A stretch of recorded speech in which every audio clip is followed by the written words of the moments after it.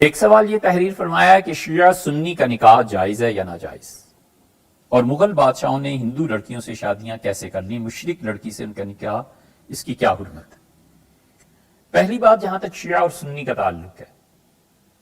نہایت محتاط انداز کی بات ہے، غور سے سن لینا چاہیے کہ امت میں جن علماء کے نزدیک اہل تشیع کا تعلق مسلمانوں سے نہیں ہے اور وہ اسلام کے دائرے میں نہیں ہے، وہ تو اس نکاح کو جائز ہی نہیں قرار دیتے، اور دوسری طرف علماء جو کہتے ہیں کہ من حیث القوم پوری شیعہ کمیونٹی پہ کفر کا فتویٰ نہیں لگایا جا سکتا، وہ علماء اگرچہ ہم پہ علم کی تہمت لگی ہوئی ہے، مگر ہمارے سمیت وہ سب یہ کہتے ہیں کہ ہر فرد کے عقیدے کے متعلق دریافت کیا جائے گا، ایز اے ہول کمیونٹی ہم انہیں کافر نہیں کہہ سکتے۔ یہ ہمارے اکابر کا مسلک تھا، اور امت میں عمومی طور پر مسلک یہی رہا ہے، اور اسے ہی ہم برحق سمجھتے ہیں۔ اسی لیے فقہا بار بار تصریح کرتے ہیں کہ کسی شخص کا تعلق اہل تشیع سے ہو، کوئی شخص فقہ جعفریہ سے تعلق رکھتا ہے، اور اگر وہ ام المومنین رضی اللہ عنہ پر تہمت لگائے، اگر وہ قرآن کریم کو پورا نہ مانے، اگر وہ سیدنا علی رضی اللہ عنہ کو برحق مانے اور رسول اللہ صلی اللہ علیہ وسلم کو نبوت کا اہل، اگر یہ ساری چیزیں، تو وہ اسلام سے خارج ہو جائے گا۔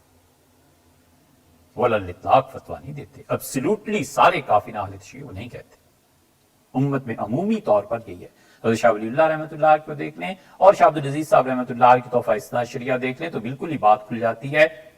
ان کے اور ہمارے درمیان فقہی اختلافات یقیناً ہیں، ان کے اور ہمارے درمیان عقیدے کی مباحث بھی ہیں، لیکن ان کا عقیدہ کفر تک پہنچا ہوا ہو، اس کے لیے ہر فرد کو دیکھا جائے گا، ایز اے ہول کمیونٹی نہیں فتویٰ دیا جا سکتا۔ مثلاً اہل تشیع کے ہاں جادو نہیں ہے، ان کا اصل عقیدہ یہ ہے، جو کہتے ہیں جادو کوئی چیز نہیں۔ ہمارے یہاں اہل سنہ ہم جادو کا اقرار کرتے ہیں، ہم کہتے ہیں جادو بالکل ہے۔ ہمارے یہاں جساس کرخی رحمہ اللہ وغیرہ، جساس تو بالکل ہی انکار کرتے ہیں جادو کا، وہ کہتے ہیں نظر بندی تھی،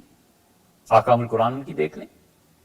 مثلاً ان کے یہاں رؤیت باری تعالیٰ نہیں ہے، وہ کہتے ہیں دنیا اور آخرت دونوں جگہ اللہ تعالیٰ نظر ہی نہیں آئے گا۔ ہم کہتے ہیں اللہ جل شانہ اپنی شان کے مطابق قیامت میں جنت میں اپنی رؤیت نصیب فرمائے گا۔ ہمارے اپنے دلائل ہیں، ہم کے اپنے دلائل، لیکن یہ ایسی چیزیں جو کفر نہیں ہیں۔ اب ایک آدمی ان میں سے اٹھ کے یہ کہتا ہے کہ قرآن پورا ہی نہیں ہے، ظاہر ہے کہ پھر وہ اسلام میں نہیں رہے گا۔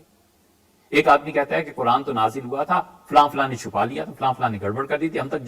جو یہ قرآن پہنچا یہ قرآن ہی نہیں ہے، قرآن تو حضرت مہدی علیہ الصلوۃ والتسلیم لائیں گے۔ یہ وہ باتیں ہیں جو ان کو اسلام سے خارج کر دیتی ہیں۔ آخر کوئی تو چیز دنیا میں ہوگی نا جو کسی انسان کو اسلام کی حد سے نکال کر کفر میں، اور کوئی چیز تو ہوگی جو کفر سے نکال کے اسلام میں لائے گی۔ یہ جتنے لبرل مائنڈڈ ہیں ان سے یہ سوال ہے کہ آخر کوئی حد تو ہوگی نا، کوئی چیز تو ہوگی، اسی حد کی یہ بات۔ اس لیے من حیث القوم انہیں کافر کہنا یہ ہمارا مسلک نہیں ہے۔ اب رہ گیا فرد، تو نکاح کے لیے پہلی بات تو یہ ہے کہ فرد کا عقیدہ پوچھا جائے۔ اگر وہ عقیدے کے اعتبار سے لڑکی اور لڑکا صحیح ہیں، قرآن کریم کو پورا مانتے ہیں، کوئی تہمت کی بات نہیں، کوئی اور چیزیں نہیں ہیں، تو اس عالم دین کو فیصلہ کرنا ہے کہ ان کے عقیدے میں کفر کی کوئی چیز نہیں، لہٰذا یہ نکاح جائز ہے۔ اور اس کے بعد آ گئی تیسری بات، اور تیسری بات ہے اپنی اولاد کی ذمہ داری۔ اگر لڑکے کو پتا ہے کہ بالکل نکاح جائز بھی ہے، ٹھیک بھی ہے، لیکن میری اولاد ماں کا دین اختیار کر لے گی، اور اس کی ماں اس پہ پکی ہے کہ ماتم کیا جائے مثلاً محرم میں، اس کی والدہ اس پہ پکی ہیں کہ مجالس سنی جائیں، اس کی والدہ اس پہ پکی ہیں میری اولاد کفر نہ صحیح گمراہی میں پڑنے کا خدشہ ہے، تو ایسے نکاح سے اجتناب کرنا چاہیے، بچنا چاہیے، اس لیے کہ اس کی اگلی نسل بھی تو اسی کے ذمہ۔ یا باپ ہے، پتہ ہے لڑکی کو کہ جس سے نکاح ہونے جا رہا ہے یہ شیعہ ہیں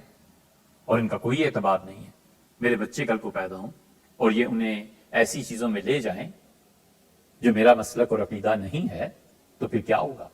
ان ساری چیزوں کو سوچ لینا چاہیے۔ جو اگلی نسل ہے نا، اولاد، اس کا دین بچانا، اس کو صحیح راہ پہ رکھنا اپنی طرف سے کوشش کر کے، یہ فرض ہے، فرض عین ہے، یہ کوتاہی نہیں کرنی چاہیے۔ جہاں یہ خدشات نہ ہوں تو نفس نکاح میں اگر عقیدہ درست ہے تو شرعاً کوئی حرج نہیں۔